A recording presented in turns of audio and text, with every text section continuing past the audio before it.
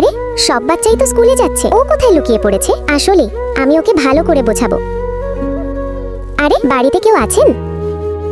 আরে ভাই সাহেব, কি হয়েছে?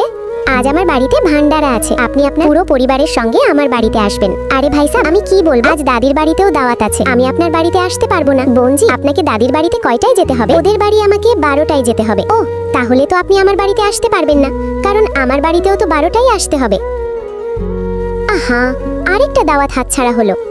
আরে মেয়ে, তাড়াতাড়ি নিচে নেমে আয়। আরে দাদি, আসতে কত দেরি করে দিলে? চুপ, এসব ছাড়, তাড়াতাড়ি পালা, চল। চলুন দাদি। দেখুন, আমার থাকতে কেউ যেন বাইরে থেকে ঢুকতে না পারে, আমি থাকতে বাড়িতে কেউ ঢুকবে না। আরে আঙ্কেল জি, ভান্ডারা কোথায় হচ্ছে? আরে তোমার মম্মি তো বলেছিল আসতে পারবেন না, তুমি কোথা থেকে চলে এলে? আরে মম্মি বলেছিল, আমি তো বলিনি।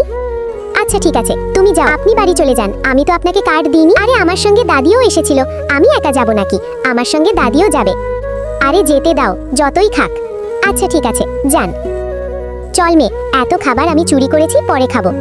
হ্যাঁ দাদি, আমার ব্যাগটাও তো মরা গেছে, নষ্ট হয়ে। এই ছবিটাকে সুন্দর মনে করলে ভিডিওতে লাইক করে চ্যানেলটাকে সাবস্ক্রাইব করো, এরপরে আল্লাহ লিখো।